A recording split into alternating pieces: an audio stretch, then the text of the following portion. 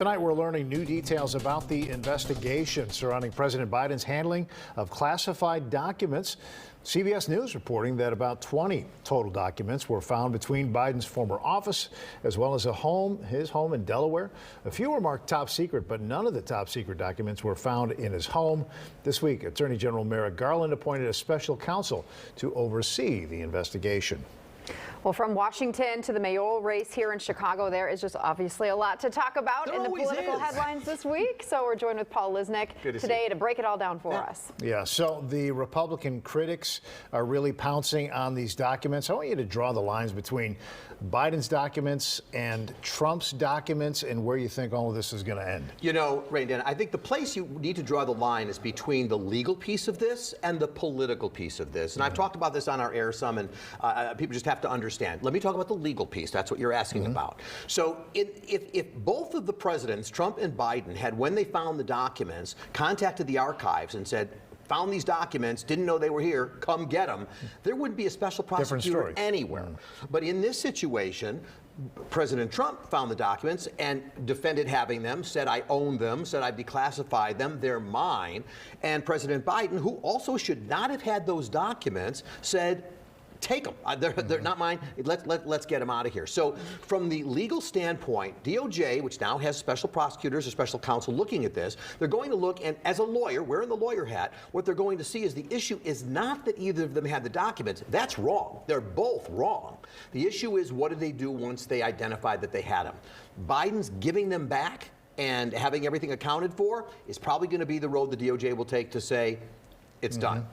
The issue for President Trump is, in fact, saying they're mine, I own them, and that's what creates the bigger problem. But had Trump given this stuff back months ago, nobody would. Now, the political piece of this, Biden's problem there is this all happened prior to the midterm elections. Why are we just hearing about this now? And when you did, although there is some question as to when he did find out that they found him, but it all happened back then. And then secondly, these other documents were found in December. He knew about that. So the political piece of this, it's really sort of disastrous for Biden because the way it's getting handled by him and some comments he said to a Fox reporter the other day, which it was with my Corvette, and I don't leave my Corvette on the street.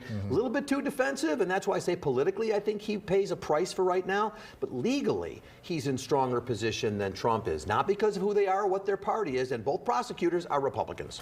All right, on to Mayor Lightfoot. She was under a lot of fire this week for one of her staffers emailing CPS teachers asking their students to volunteer and get class credit.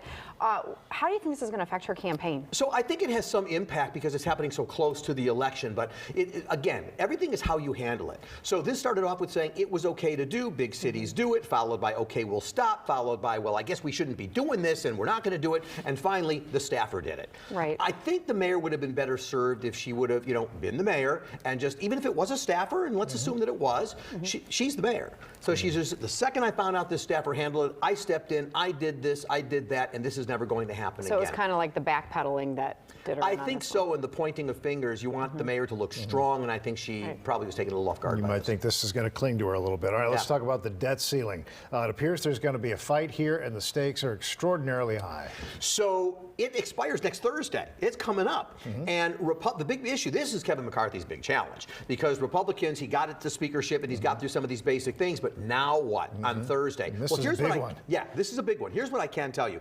The GOP has what they call a debt prioritization plan. We don't know what it is. They haven't told us. But what I understand is that it prioritizes, if we break the debt ceiling, certain things get paid. Because once you do it, the government can't borrow anymore.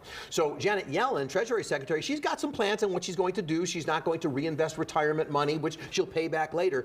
But we don't know what the GOP plan is. But what we do know is they talk about paying Social Security, but not paying Medicaid or air traffic control and so many other things. It's not good. Biden said he won't negotiate it. The Senate's going to have issues with this. That could be McCarthy's true first challenge because this country has never defaulted on its debt. And very quickly on the assault weapons ban this week passed in Illinois, all of these county sheriffs saying, you know what, we're not going to enforce this. How does this affect, the gun shops even in these counties? Everything seems in limbo, I guess, in these parts of the state. So, Dana, right now it's not in limbo because it's law. Right. Now, that doesn't mean some judge, once these cases get filed over the coming weeks and months, a judge might step in and say, wait a minute, hold this law up, here's what we, and can kind of turn things around. But right now, it's the law. I think Pritzker's disappointment was that it didn't happen prior to his inauguration, so he could have touted it in his speech. But I'm sure he's very happy that and the reproduction bill have passed. This is going to play out in the courts. It's yet to come. Sunday show? Sunday, I've got Congresswoman Jan Schakowsky coming on, talking about life under Republican control in the House, and Alderman Raymond Lopez, who's seeking, who's running for mayor, but he's going for re-election in the 15th Ward. He's going to talk about the crime and the various things that they face, and why he supports Willie Wilson for mayor. Appreciate you, Paul. Have a good Thanks weekend, a guys. lot. Busy week in politics.